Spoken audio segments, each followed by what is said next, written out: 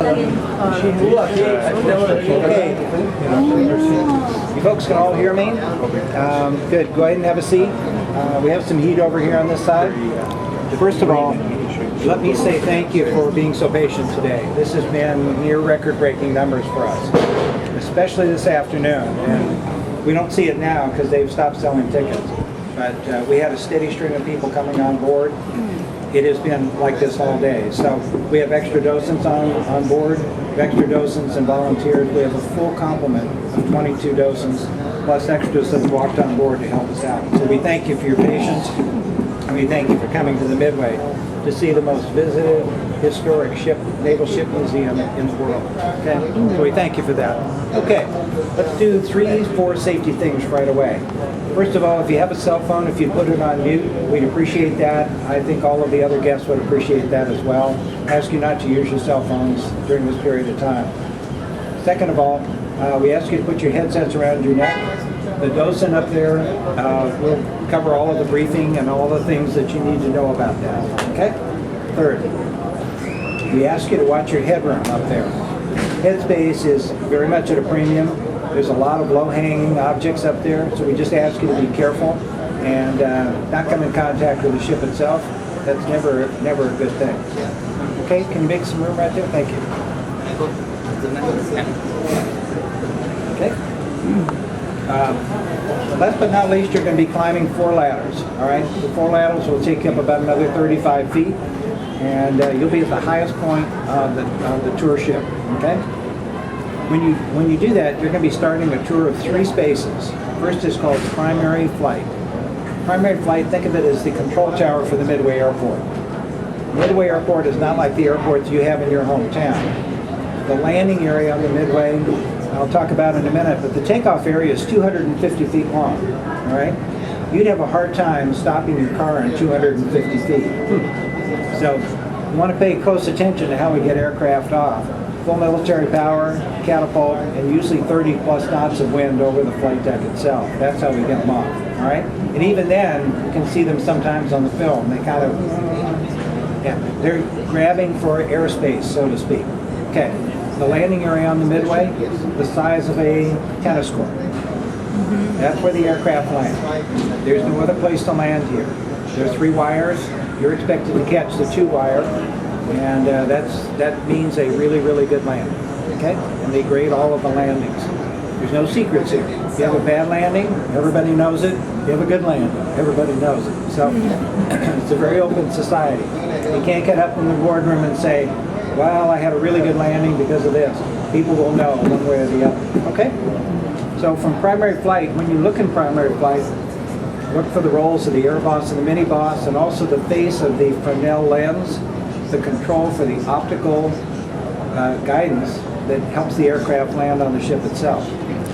When you get to navigation, the second part of the tour, look at all the charts, look at the headwind and crosswind features again, and then know that the navigators are helping the ship get into optimum position to launch and recover aircraft in a prescribed period of time, because we don't have a lot of sea room sometimes in the areas we're operating. Straits of Hormuz, Gulf of Tonkin, other areas like that, you just can't sail on forever. So the 45 seconds between spacing of aircraft may be shortened. They may tell people, we've got to get these aircraft off sooner because we only have so much time to do that, okay? So this assembly line has to work error-free. Third area, the actual bridge of the ship itself. The bridge is broken down into 3 areas. The inner area, or inner sanctum, is called the Pilothouse. The forward area is actually the bridge, and that's where the captain's chair and the navigator's chair is, and all of the glass, all right? That's where the bridge officers are going to stand their watch. To the right is called auxiliary con. And auxiliary con is used to dock the ship, and also that thing that we do so well in the U.S. Navy, 2 ships side by side transferring fuel or supplies, sometimes for an hour and a half or 2 hours, not more than 200 feet apart, not less than 150. Right in there. That's 50 feet of width and room in sometimes very, very rough seas. So look for those features up there. I think you'll enjoy the tour. And thank you for coming to the Midway. Again, 47 years of service for the Midway, the command ship for Operation Desert Shield. as old as the Midway was, still the command of that entire task force itself. Any questions? Anything I can answer?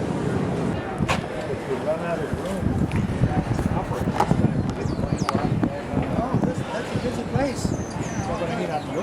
It's commissioned here at Newport Beach, Virginia in 1945, September 10th. September 10th just happens to be 8 days after they signed the peace treaty ending World War II. So the ship was not involved in World War II. But it served for 47 years thereafter, and its last service, as I told you, was as the flagship of Desert Storm over in the Persian Gulf. Because it was in service for 47 years. It was involved in Vietnam, and during the evacuation of Saigon in April of 1975, this ship evacuated 3,000 Vietnamese from Vietnam. If you've seen that little airplane that's hanging in the hangar deck, it's hanging from the ceiling down there, I'll tell you a little story about that airplane. The major from the South Vietnamese Air Force put his wife and 5 kids in that little airplane. He flew out to the Midway. He flew over the Midway, and he had a note wrapped in a rock, and he dropped it on the deck of the Midway. And he told them, I got my wife and 5 kids in here, and I want to come aboard because if I stay in South Vietnam, you know, the Vietcong will kill me.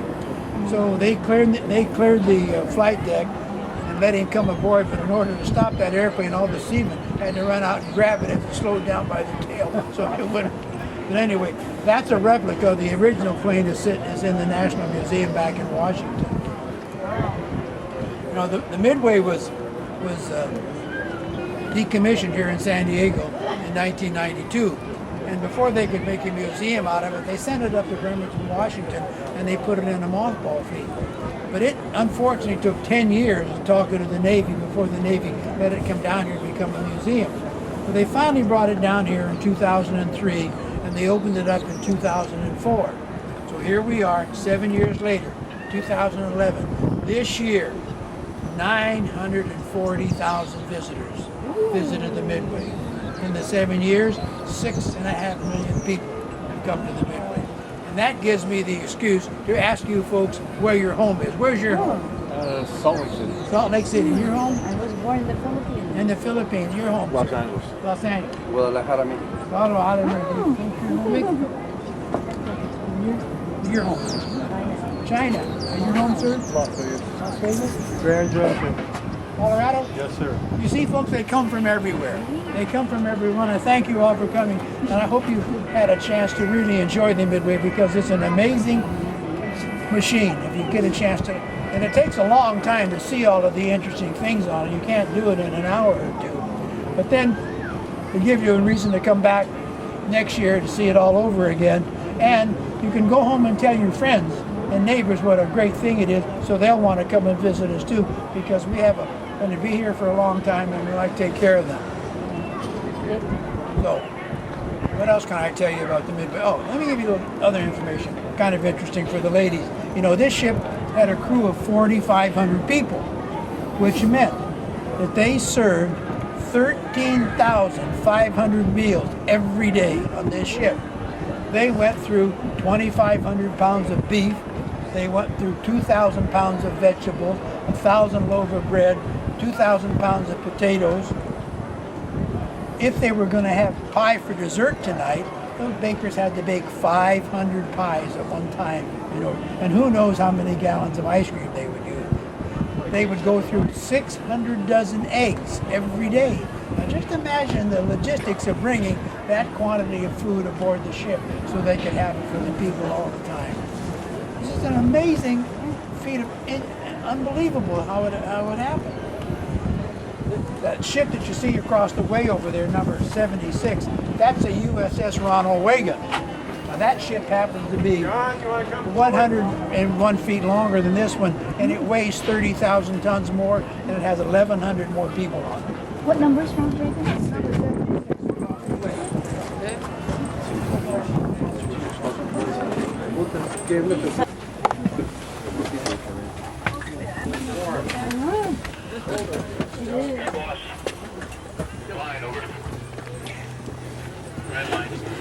This is King. You got a group out of the porch, right? Oops. Everybody on the torch right now? I'll just go behind you.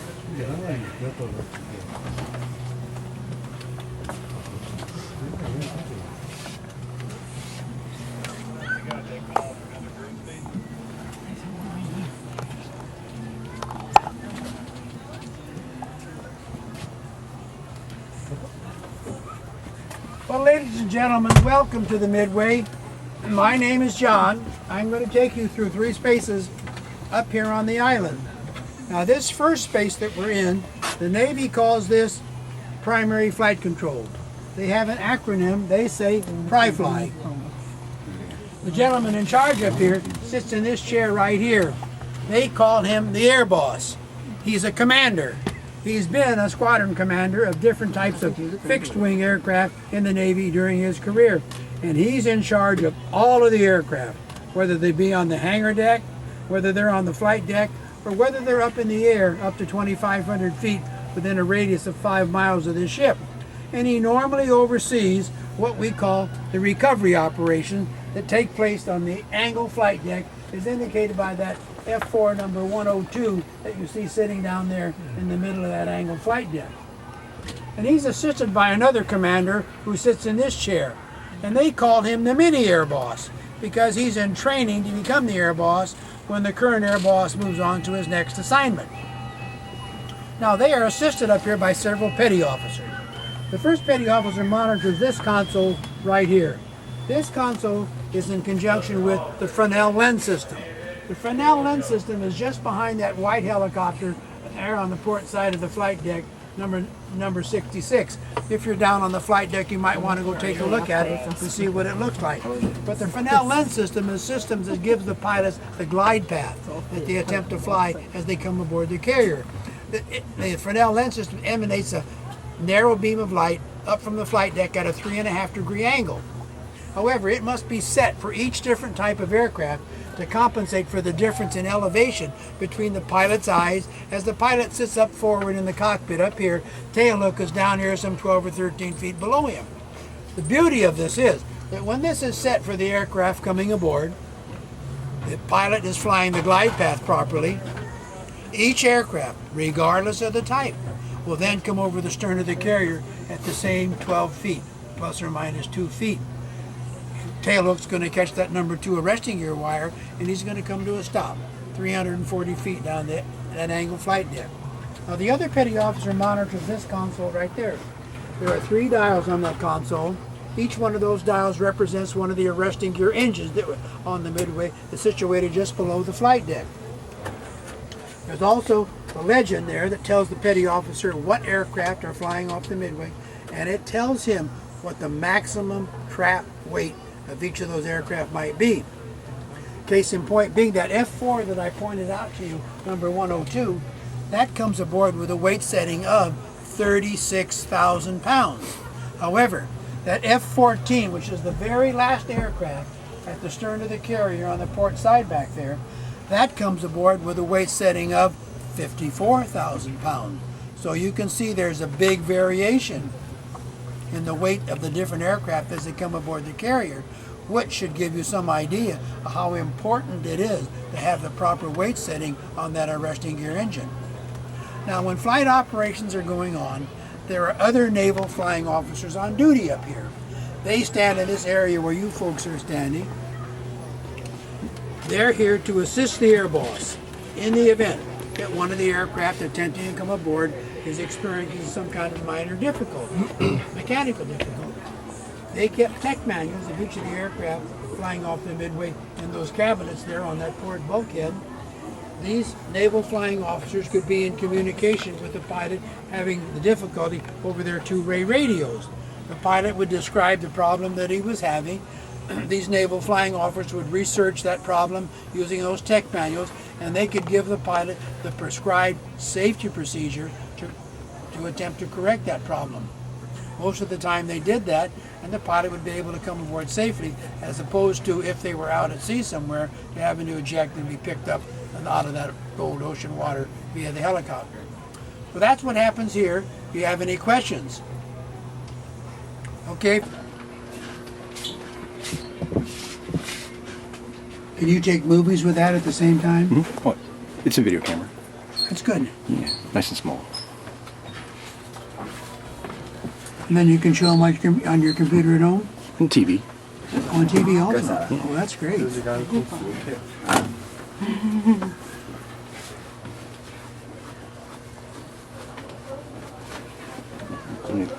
Gentlemen, this is what they call the chart room. This is where the quartermasters, under the direction of the navigator, kept track of where the ship had been, where it is, and where it's going. Now they use several methods of navigation to do that. The oldest method of navigation that they would have used was called celestial navigation. They don't use celestial navigation too much today because celestial navigation had an error factor of 2 or 3 miles. Today they have GPS.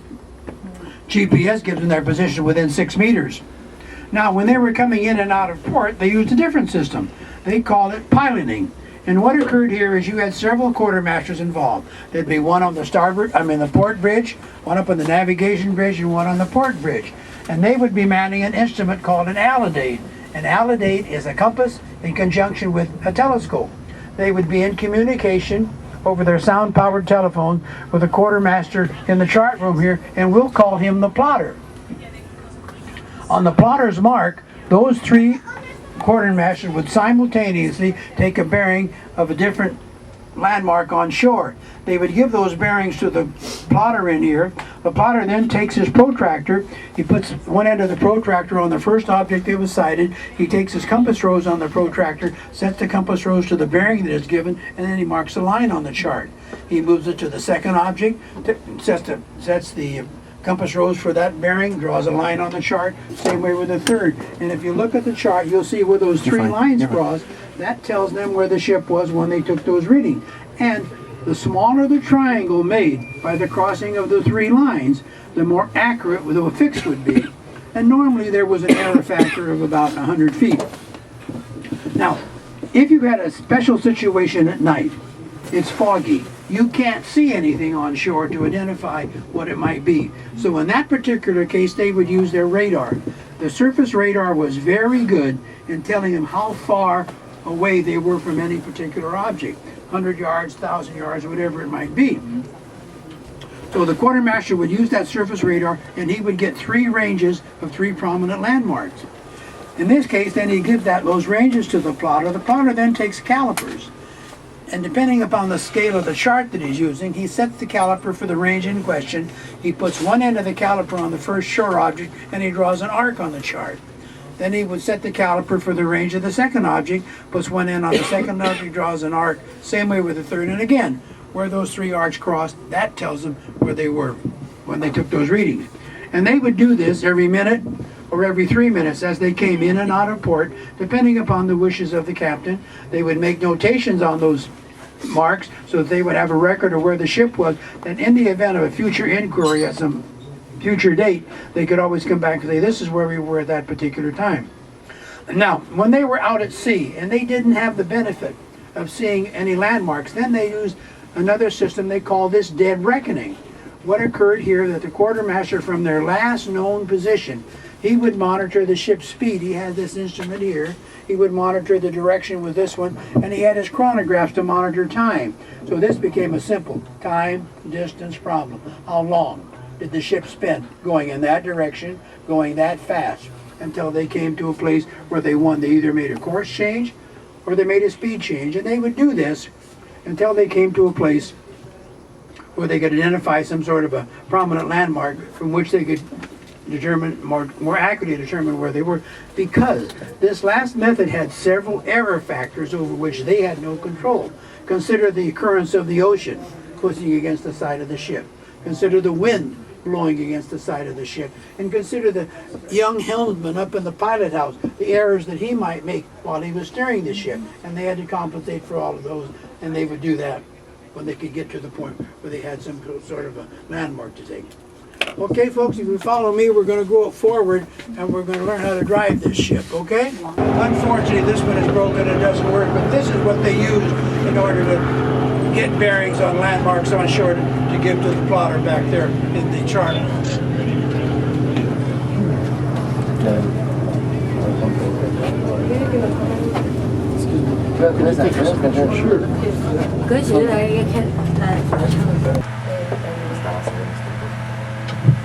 Ladies and gentlemen, this is the bridge.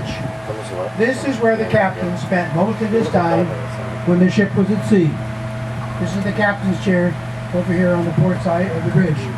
However, the gentleman who was in charge up here, who actually ran the ship, young lieutenant, called the officer of the deck, on behalf of the captain, and subject to the captain's orders and their policies. Now, when this ship was underway, there was only one person at a time who could issue an order changing the ship's speed and or course. That person was called the conning officer. The conning officer could be any one of the several officers that are on duty up here, but it also could be the captain. The captain really would have to say, "This is the captain, I am the con." But for our purposes of demonstration, let's say the officer of the deck has the con, and let's say that he's received orders to launch and recover aircraft. What does it mean for them up here on the bridge if they have to launch and recover aircraft? Well, that means that they must develop 30 knots of wind over the bow of the ship. He has an instrument right here that tells him what the ambient wind is, tells him the direction for which it's coming. Well, let's say this says he's got 10 knots of wind coming from 255 degrees. With that information, he knows that he must make a course change, because they don't steer directly into the wind when they're not launching aircraft, because it takes more fuel to steer directly into the wind. So they might be steering a course something like 240. So in that event, the officer of the deck would issue an order something like this. Right standard rudder, steady course, 255 degrees, engine, all ahead full, make pitch and turns for 20 knots. So let's step back here into the pilot house. Come in here, folks.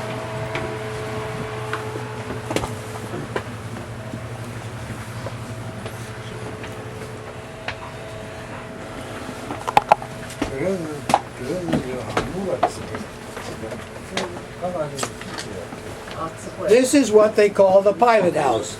This is where you would find a young seaman, a 19, 20-year-old seaman who would be steering this 70,000-ton ship.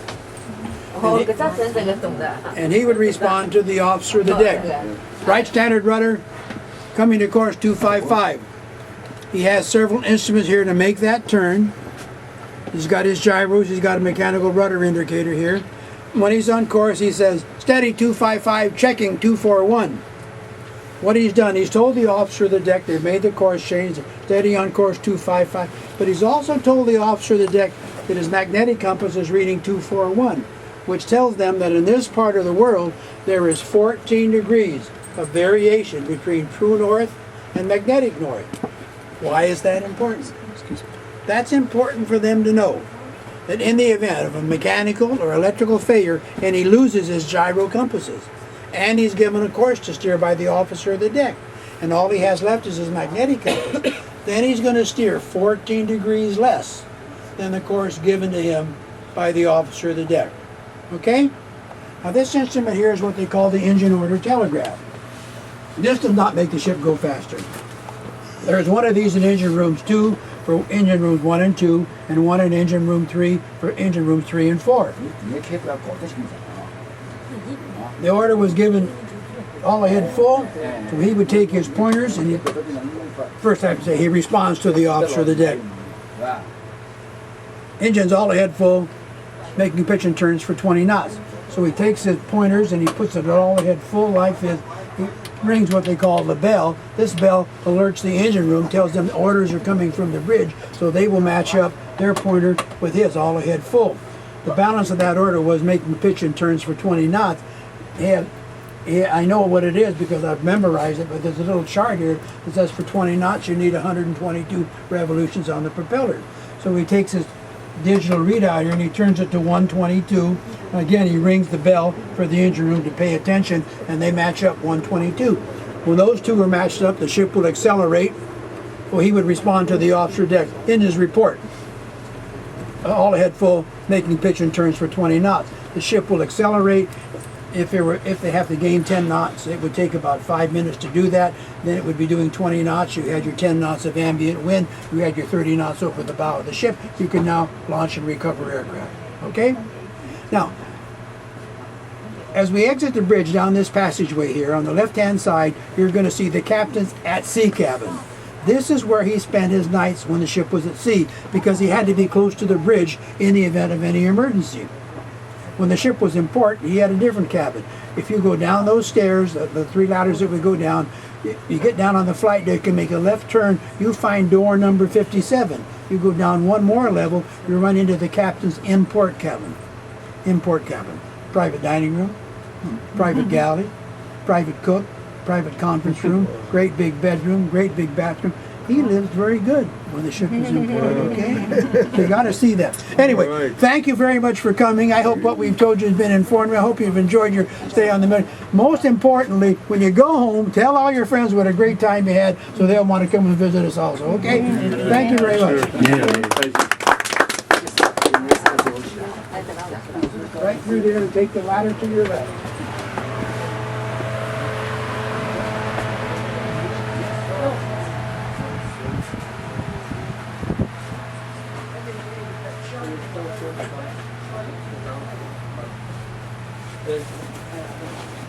Bringing in a new group.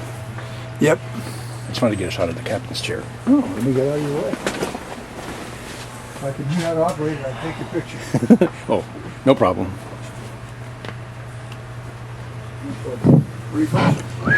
Oh, Portland. Portland? Yeah, Timbers. lots of timbers.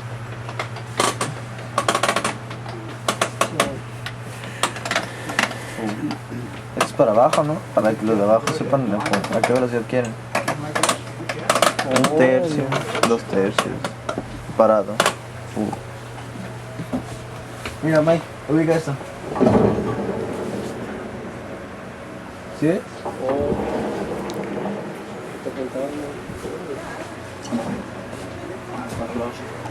have a picture over here of all three ships right next to each other. This is what this guy did when they were next to each other. Oh, He looked out that side, right this side, just to make sure they stayed away.